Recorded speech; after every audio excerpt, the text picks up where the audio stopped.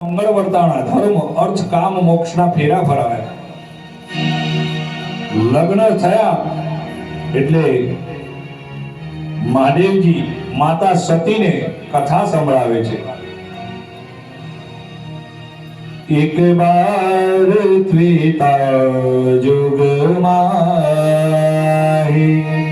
સંભોગયે કુંભજે સિપાહી शंभो गए कुंभज मुनि पाही साथ जग जननी मात भवानी.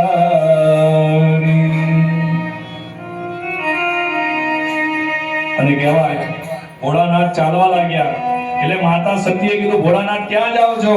કે હરિ અનંત હરિ કથાનંતા કહન સુનહ વિદેહી સદ સંતા કહત સુનત વિદેહી સદ સંતા.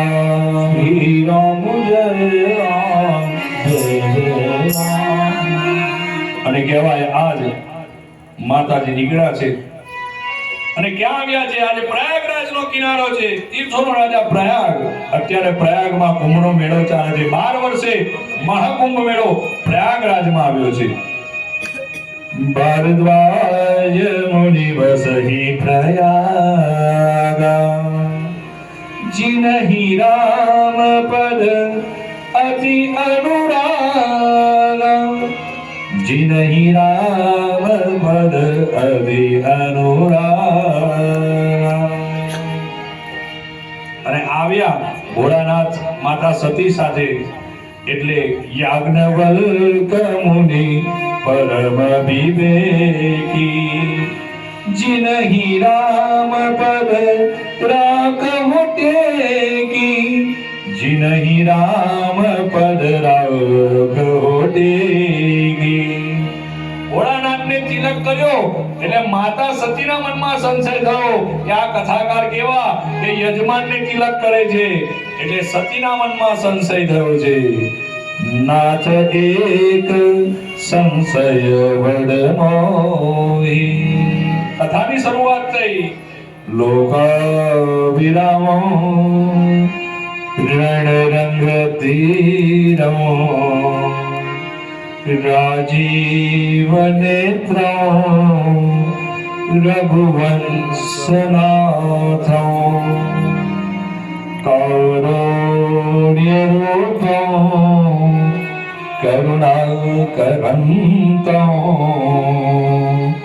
શ્રી રામચંદ્ર શરણં પ્રપદ્યે શ્રી રામચંદ્ર शरणं प्रपद्ये. तो आइए हनुमंत विराजिए और दादा ने कथा करो अपनी मति अनुसार. तो दादा ऐसी प्रेम सहित आपका दीधे तो दादा आप पधारिए श्री पवन कुमार. राम लक्ष्मण जानकी इन तीनों की जोड़ी है उदार. जो जो भक्त अपने हृदय के शुद्ध भाव से दर्शन करे थाए उसका बेड़ा पार हो जाए फिर उसका बेड़ा पार. કથાપતિ એટલે સૌના આશ્રમમાં ગયા. મહાદેવજી પણ પોતાના આશ્રમ તરફ જાય છે. રસ્તામાં દંડકારી નામનો વન આવે છે. મહાદેવજી રામ ભગવાનને યાદ કરે છે, મારો રામ કેવો લાગતો હશે વનવાસી સ્વરૂપમાં. કાંટા અને કાંકરા પર ચાલવા વાળો મારો રામ, આ જગતના કલ્યાણ માટે મારો રામ વનવાસી બન્યો, કેવો લાગતો હશે બાપ.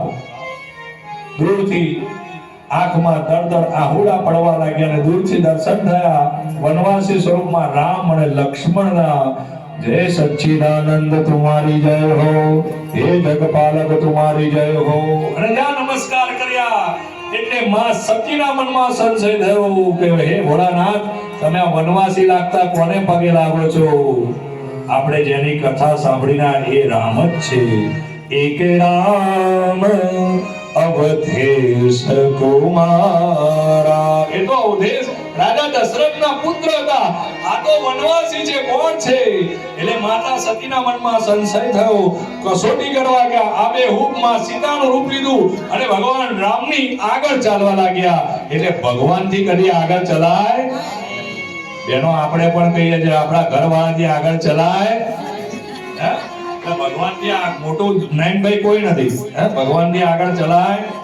હું વ્યાસપીઠ પર બેઠું ત્યાં સુધી મારી પૂજા થાય, પણ પૂજા હું નથી કરાવતો, તિલક પણ નથી કરાવતો. જોયું? અમારે ડોંગરેજીએ કીધું છે કે બહુ પૂજા નહીં, વ્યક્તિ પૂજાનું મહત્વ નથી. ડોંગરેજી મહારાજે કીધું છે. હા, અને બ્રાહ્મણનો દીકરો જો સૌથી પહેલું તો ભગવાને એવું કીધું છે કે વ્યક્તિ પૂજાનું મહત્વ નથી.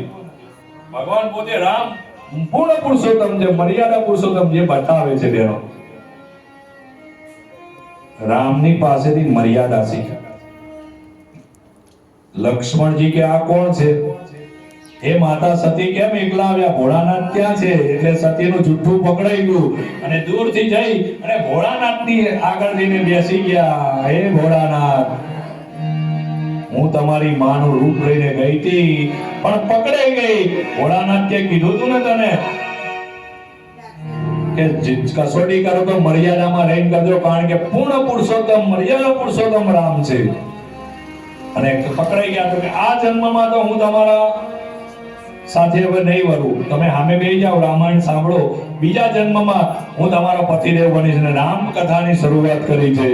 લોકા વિરામ રણરંગ ધીરો રાજીવ નેત્રો રઘુવંશનાથો કારુણ્ય રૂપો કરુણા કરંતો શ્રી રામચંદ્ર શરણં પ્રપદ્યે મનોજ્વતમ ઋતતુલ્ય વેગમ जितेन्द्रियम्बो धीमतां वरिष्ठं वातात्मजं वा नरयोत्तमोऽख्यो श्रीरामदूतं શરણમ પ્રપદ્યે. અને કથાની શરૂઆત થઈ. આકાશમાંથી વિમાન આવ્યા હતા. ભોળાનાથ કથા પછી કરજો, પહેલા બોલો કે આ બધા વિમાનો ક્યાં જાય છે? એટલે ભોળાનાથ કે હજી કથામાં બેઠી, પણ કથા તારામાં બેઠી. આ ચોથો દિવસ આવ્યો પણ હજી યજમાન થયા નથી. કથામાં બેઠા પણ કથામાં બેઠી નહીં. ગંગાબેન ગોદાવરીની સામું જોઈએ, ગોદાવરી એની સામું જોઈએ, શાંતો કોંતાની સામું જોઈએ કે કોણ બોલે તો હું બોલું, પણ એનું મને ઓળખ્યા વિના રે એ તારા લખ 84 નહીં તારે. અને આ કસોટી કરવા ગયા હતા બાપ. દક્ષ પ્રજાપતિને નવો હોદ્દો મળ્યો હતો. દક્ષ પ્રજાપતિને નવો મને ખબર પડી ગઈ, બની ગયા, ચિંતા ના કરતા. દક્ષ પ્રજાપતિને નવો હોદ્દો મળ્યો હતો. દક્ષ પ્રજાપતિ બધા લોકો દક્ષ પ્રજાપતિ ગયા, બધા ઉભા થયા, પણ જમાઈ રાજા મહાદેવજી ઉભા થયા. મહાદેવજી તો માન લેવું નહીં, માન દેવું નહીં. અને ક્યાં મનમાં ગાંઠ મારી લીધી. હરિદ્વારમાં કનખલ ક્ષેત્રમાં એટલે આપણે કથા કરવા જઈએ છીએ. મોટો યજ્ઞ રાખ્યો. યજ્ઞમાં સાધુ સંતોને બધાને આમંત્રણ આપ્યું, પણ પોતાની દીકરી અને જમાઈને આમંત્રણ આપ્યું. એટલે સતી માતા કહેવા લાગ્યા કે મારે મારા બાપાના ઘેર જવું છે. કે સૌ કોઈ પિયરિયામાં જાય મહાદેવજી, સૌ કોઈ પિયરિયામાં જાય રે. મારે મૈયર જવાના ઘણા કોડ છે, મારે મારે મૈયર જવાના ઘણા કોડ છે સૌ કોઈ પિયરમાં જય મહાદેવજી સૌ કોઈ પિયરમાં જાય રે ઓ મારે મૈયર જવાના ઘણા કોડ છે હે મારે પિયર જવાના ઘણા કોડ છે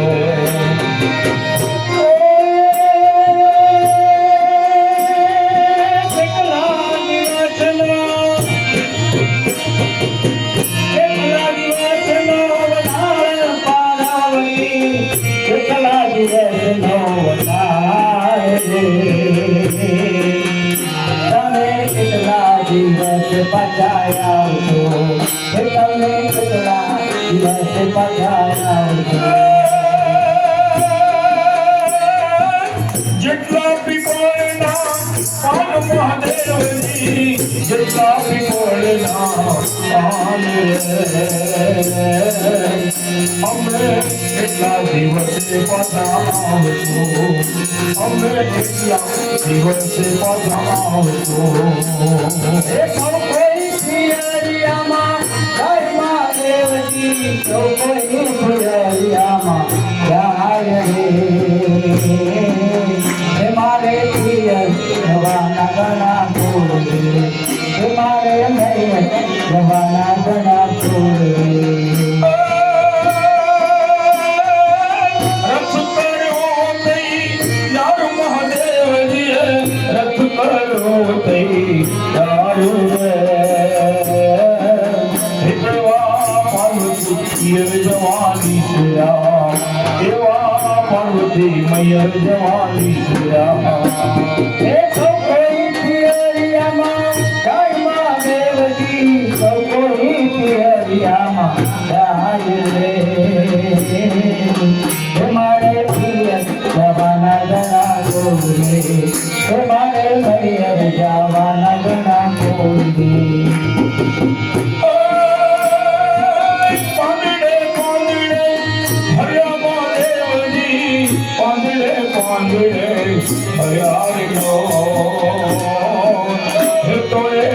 પાંદડાનો આલો પાડી તોય પાંદડાનો આલો પાડી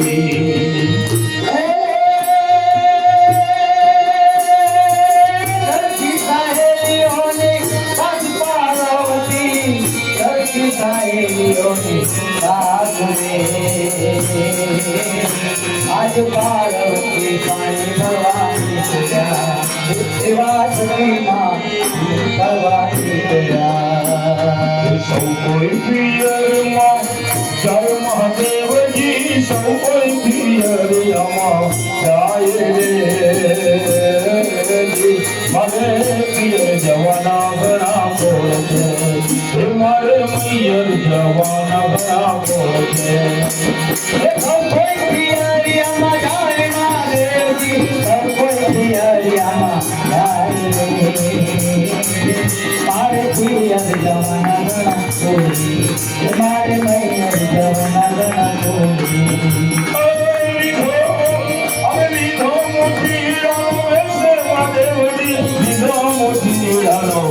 Deus,